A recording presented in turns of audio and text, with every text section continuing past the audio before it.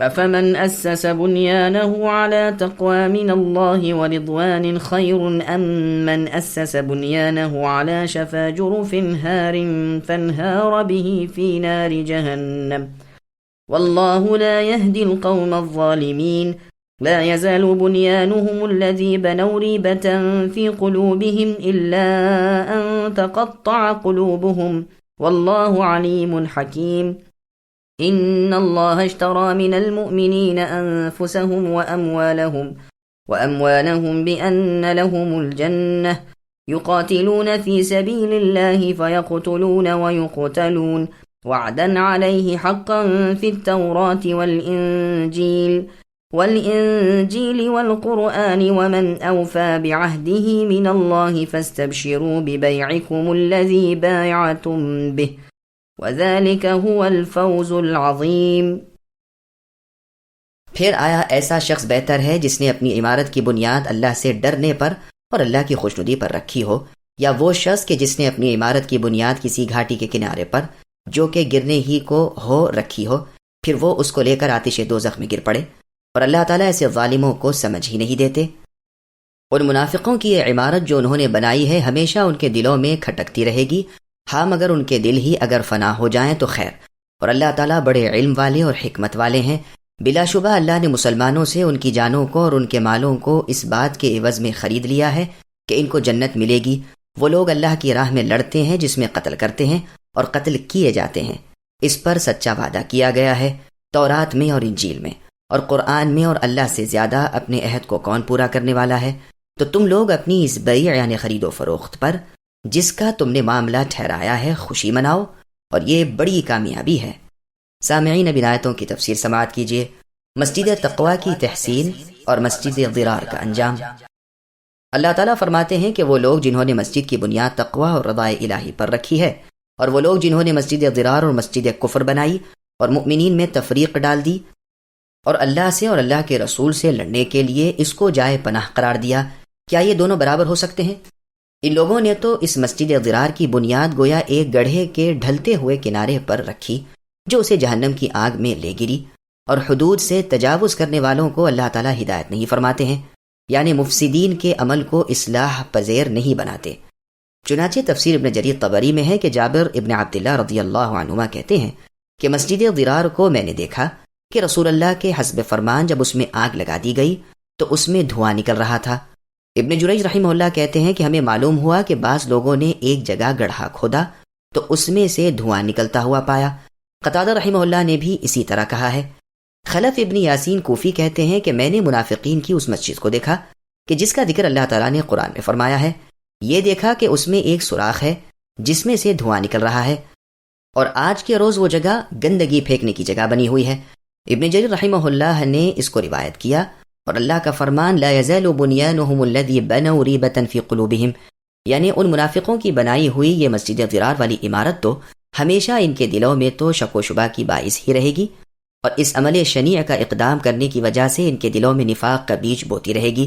جیسا کہ گوسالہ پرستوں کے دل میں گوسالے کی محبت پڑی ہوئی تھی۔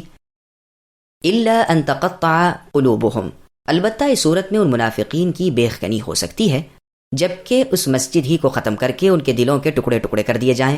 اللہ اپنے بندوں کے اعمال کو خوب جانتے ہیں، اور خیر و شر کا بدلہ دینے میں اللہ تعالیٰ بڑے حکمت والے ہیں۔ مسلمان کی جان اور مال کے بدلے جنت کا سودا۔ اس آیت کے ذریعے اللہ تعالیٰ خبر دے رہے ہیں کہ اللہ نے اپنے مؤمن بندوں کی جانوں اور مالوں کے بدلے میں جن کو انہوں نے اللہ کی راہ میں خرچ کر دیا ہے جنت کا معاوضہ دے رہے ہیں، اور یہ معاوضہ نہیں بلکہ اللہ کا فضل و کرم و احسان ہے، کیونکہ بندوں کی قدرت میں جو کچھ تھا وہ انہوں نے کیا۔ اب اپنے مطیع بندوں کے لیے اللہ پاک بھی کوئی معاوضہ قرار دیں تو جنت ہی کا قرار دیں گے۔ اسی لیے حسن بصری و قتادہ رحمہم اللہ نے کہا ہے کہ جب اللہ تعالیٰ نے ان سے بیع و شراء کیا تو ان کی خدمت کی بڑی ہی زبردست قیمت دی ہے۔ اور شمر ابن عطیہ نے کہا کہ کوئی ایسا مسلمان نہیں جس کی گردن میں اللہ کا عہد و پیمانہ ہو جس پر کہ اس کی موت آئی ہوئی ہو اور اس کا پابند ہوتے ہوئے اس نے جان دی ہو۔ پھر مذکورہ بالا آیت تلاوت کی، اور اسی لیے کہا جاتا ہے کہ جو اللہ کی راہ میں جہاد کی خاطر نکل کھڑا ہوا گویا اس نے اللہ سے سودا کر لیا، اور اللہ نے اس کے ساتھ یہ عقد قبول کر لیا اور اس کو پورا کر دیا۔ محمد بن کعب القرظی رحمہ اللہ وغیرہ کہتے ہیں کہ عبداللہ بن رواحہ رضی اللہ عنہ نے لیلۃ العقبہ میں بیعت کے وقت کہا، اے اللہ کے رسول، آپ اللہ کے لیے اور خود اپنے لیے بھی جو شرط چاہیں ہم انصار سے منوا سکتے ہیں۔ تو نبی صلی اللہ علیہ وسلم نے فرمایا کہ اللہ سے متعلق تو میں تم پر یہ شرط قرار دیتا ہوں کہ اللہ کے سچے بندے بنے رہو، اللہ کی عبادت کیا کرو اور کسی کو اس اللہ کا شریک نہ کرو، اور اپنے سے متعلق تم پر یہ شرط قرار دیتا ہوں کہ جن باتوں سے تم اپنی جانوں اور اپنے مالوں کو بچاتے ہو میرے بھی اسی طرح خیر خواہ بنے رہو۔ تو پوچھا پھر ہمیں کیا ملے گا؟ تو نبی صلی اللہ علیہ وسلم نے جواب میں فرمایا کہ اس کا عوض ہے جنت۔ تو پوچھنے والوں نے کہا کہ یہ بڑے فائدے کا سودا ہے،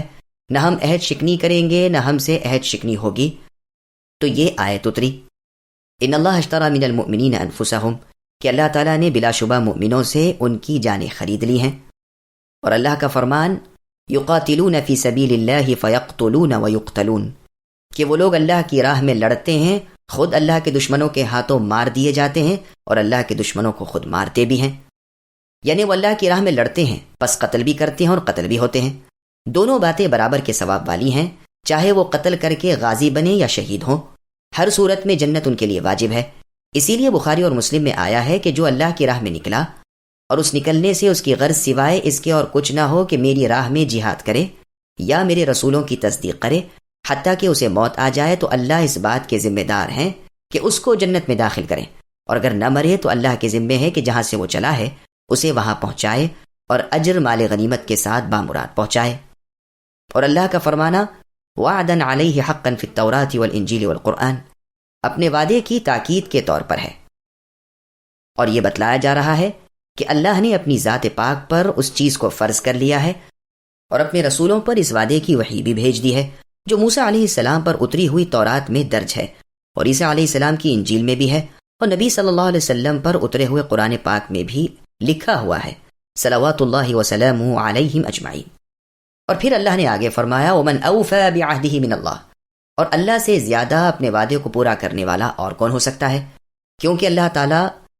خلاف عہد کبھی نہیں کرتے،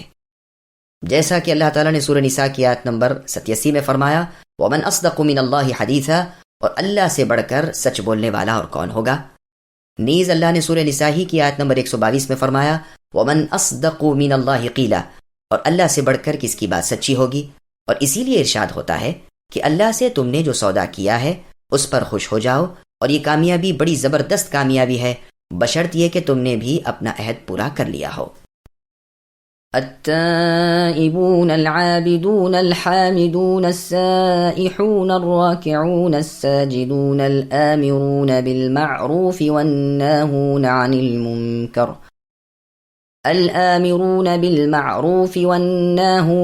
المنكر والحافظون لحدود الله وبشر المؤمنین۔ وہ ایمان والے بندے ایسے ہیں جو توبہ کرنے والے ہیں، عبادت کرنے والے، اللہ تعالیٰ کی حمد کرنے والے، روزے رکھنے والے، رکوع اور سجدہ کرنے والے، نیک باتوں کی تعلیم کرنے والے اور بری باتوں سے باز رکھنے والے، اور اللہ کی حدوں کا خیال رکھنے والے، اور ایسے مؤمنین کو آپ اے نبی خوشخبری سنا دیجئے۔ سامعین، اب اس آیت کی تفسیر سماعت کیجئے۔ مومنوں کے اوصاف حمیدہ، یہ آیت پاک ان مؤمنین کی تعریف میں ہے کہ اللہ نے جن کی جانیں اور جن کے مال ان کے ان صفات جمیلہ کے بدلے میں خرید لیے ہیں، وہ تمام گناہوں اور سارے فواحش یعنی بد کرداریوں سے باز رہتے ہیں اور اپنے رب کی عبادت پر قائم ہیں، اپنے اقوال و افعال یعنی باتوں اور کاموں پر بڑی کڑی نظر رکھتے ہیں۔ باتوں میں خاص ترین چیز تو اللہ تعالیٰ کی حمد بیان کرنا ہے، اسی لیے فرمایا الحامدون، اور کاموں اور اعمال کی روح سے افضل اعمال سیام ہے یعنی روزہ۔ سیام کہتے ہیں کھانے پینے اور جماع سے باز رہنے کو، اور سیاحت سے یہی روزہ مراد ہے، اسی لیے فرمایا السائحون،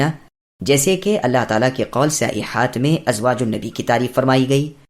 اور اس سائحات سے مراد صائمات ہے یعنی روزے دار عورتیں۔ اسی طرح رکوع و سجود سے نماز مراد ہے، چنانچہ کہا گیا الراکعون الساجدون، وہ عبادتیں کر کے نہ اپنا ہی فائدہ دیکھتے ہیں بلکہ اللہ کے دوسرے بندوں کو بھی ان کو رشد و ہدایت کر کے اور امر بالمعروف اور نہی عن المنکر پر عمل پیرا ہو کر فائدہ پہنچاتے ہیں، اور بتاتے ہیں کہ کون سا کام کرنا اللہ کے عذاب کا موجب بنے گا اور کون سے کاموں سے ترک واجب ہے۔ اور کن عملوں کے ذریعے سے اللہ تعالیٰ خوش ہوتے ہیں اور جنت میں داخل فرماتے ہیں۔ اور علماً اور عملاً یعنی علم اور عمل کے اعتبار سے حلال و حرام کے بارے میں اللہ کی حدوں کی حفاظت پیش نظر رہتی ہے۔ چنانچہ وہ بذات خود اللہ تعالیٰ کی عبادت اور بندوں کی خیرخواہی دونوں طرح کی عبادت کے علمبردار ہوتے ہیں۔ اسی لیے فرمایا پروردگار نے کہ مؤمنین کو خوشخبری دے دیجئے، کیونکہ ایمان ان دونوں باتوں کے اجتماع کا نام ہے، اور پوری طرح کی سعادت یعنی خوشبختی تو اسی کو حاصل ہے جو ان دونوں باتوں سے متصف ہو، یعنی اللہ کی عبادت کرتا ہو نبی کی سنت کے طریقے کے مطابق، اور تمام مخلوق کی خیرخواہی کرتا ہو نبی کے بتائے ہوئے تعلیمات کے مطابق۔ سائحون سے مراد روزہ رکھنے والے ہیں۔ سفیان ثوری رحمہ اللہ بیان کرتے ہیں کہ سائحون کے معنی صائمون ہیں، یعنی روزہ رکھنے والے۔ ابن عباس رضی اللہ عنہما کہتے ہیں کہ اللہ پاک نے قرآن میں جہاں کہیں سیاحت کا لفظ استعمال کیا ہے وہاں صیام یعنی روزہ ہی مراد ہے۔ ضحاک رحمہ اللہ بھی یہی کہتے ہیں۔ عائشہ رضی اللہ عنہ فرماتی ہیں کہ اس امت کی سیاحت ہے رمضان کے روزے رکھنا۔ مجاہد، سعید، عطا، عبد الرحمن، ضحاک اور سفیان ابن عیینہ رحمہم اللہ سب یہی خیال رکھتے ہیں کہ سائحون سے مراد روزے دار ہیں۔ حسن بصری رحمہ اللہ کہتے ہیں کہ سائحون سے رمضان کے روزے دار مراد ہیں۔ ابو عمرو العبدی بھی یہی کہتے ہیں کہ ایک مرفوع حدیث میں بھی یہی وارد ہے،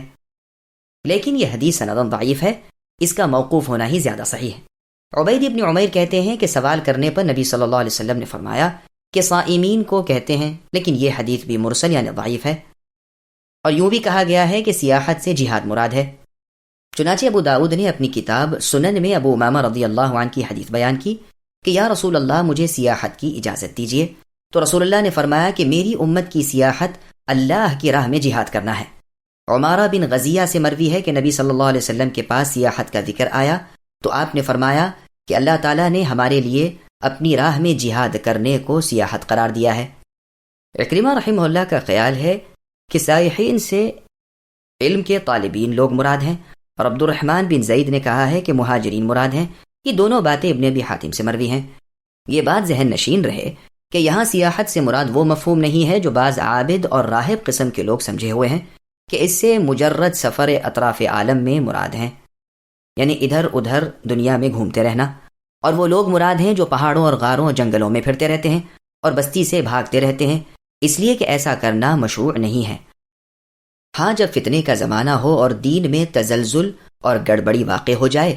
تو یہ حدیث صحیح بخاری میں ابو سعید خدری رضی اللہ عنہ سے مروی ہے کہ رسول اللہ صلی اللہ علیہ وسلم نے فرمایا کہ عنقریب وہ زمانہ آنے والا ہے جب کہ کسی کا بہترین مال اس کی بکریاں ہوں گی جن کو وہ پہاڑوں میں اور بارش گاہوں میں ہاکے لیے پھرتا ہوگا اور فتنوں سے بچنے کے لیے اپنے دین کو لیے بھاگتا ہوگا۔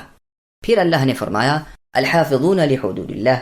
اسی اللہ کی اطاعت پر قائم رہنے والے لوگ مراد ہیں۔